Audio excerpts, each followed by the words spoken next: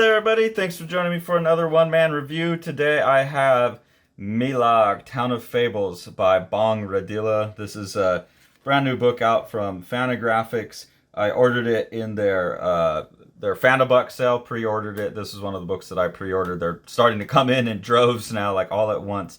I was excited to get this one because it looked cool in the previews, but I'm not sure with this one. But I'll show it to you because this will appeal to some people. I'm just not sure it was for me. I really like the cover. It's printed on like a kind of like a fibrous card, basically cardboard, with this really nice. It looks, like a actual like lithographic print or something on it because the way the ink sits on the fiber and stuff. I really like that, and I like Bong Redila's artwork when they really go in on the cross hatching and stuff. So seeing this cover and some of the preview art is what sold me. I think it's one of these. I'm noticing that Fantagraphics kind of does this.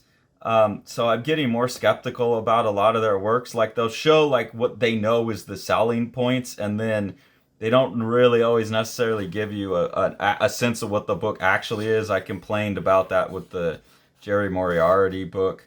And I haven't vocalized it, but I've had that feeling on a couple of the other books that I've got from them. I think there's probably a couple I haven't reviewed because I try not to be total downer, but I'm a little skeptical about how Fantagraphics promote stuff. Like I want to get a sense of what the book actually is. And this book, I thought it was going to be more of like this awesome fantasy story about this town.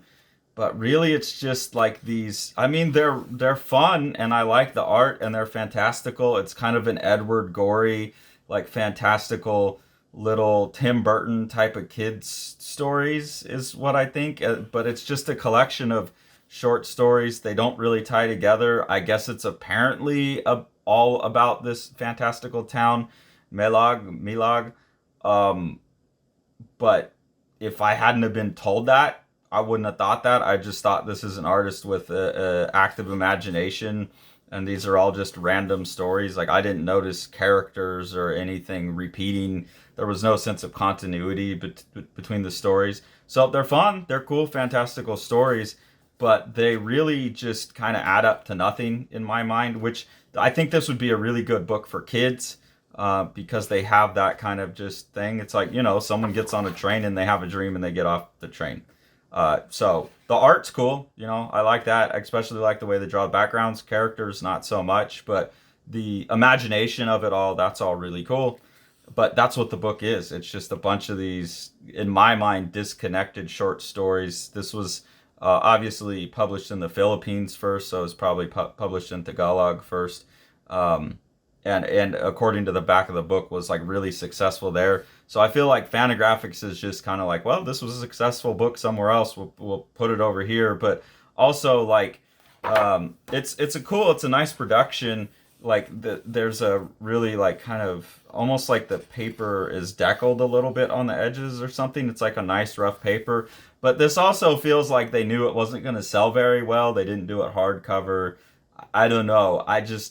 It doesn't feel like something they super believed in. I haven't seen them promoting it a lot on their social media, which I follow pretty close to see what new books are out.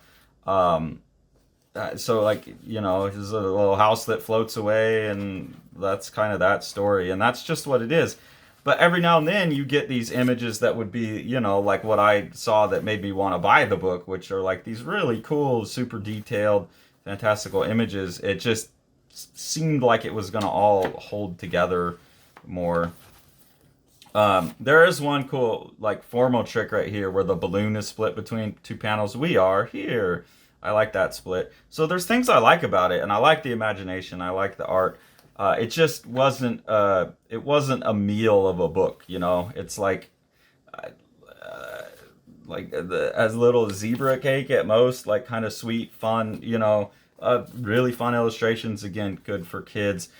This one even goes into like the kids book format with the words down here and the illustrations up here, which I've talked about on the channel that this is just a personal preference of mine. I was avoiding books that did this when I was like 5. If I went to the library and I saw a book that had a picture here and words here, I just wouldn't get it. I'd get the one that had the word balloon. So that's a personal thing. I don't have a problem with this. But I actually like the art better in just these one-off illustrations. It's like the time's put in. But when it goes to the sequential work, then all of that really imaginative, backgrounds and stuff tend to go away. That tends to be reserved for the bigger panels. So I don't know. It's there's charm in this. It would be really good for kids. Wasn't for me. I'll probably take it to work. So my students can flip through it. When I get books like that they don't have, there's nothing in it, like scandalous in them that's going to get me in trouble at work, I just bring them to work because I would never pull this off my shelf again. But I figured it was worth showing because I think this definitely is a market for this for people, and people watching the channel. I'm not saying it's a bad book, don't buy it. I'm just saying it's not for me, but I know that this is for somebody. I know there's a lot of people that will resonate with this, so I wanted to show it so that it can get the sales that it deserves. The other thing that I'll point out that I didn't like about this, and this is, again, is just personal preference, but it hints to me like an insecurity on the artist's part, like they know this doesn't all hang together, is that at the end of every story there's like an explanation of what the story was about or what real life incident led them to this. I'm not sure what year I saw it, but I once watched a documentary about a day in the life of two boys in two different situations, a chubby rich boy and a skinny poor boy. And so then that's what the story is, I guess. This is like a 2-page thing. There's almost more information here than in the story. So that, to me, suggests that, if you can't put most of what you need to know into the story, then it's a problem. I mean, there are certain instances where you might need to know stuff. Like, I could think of Matt Madden does so many formal experiments. Like, he would need to tell you, I'm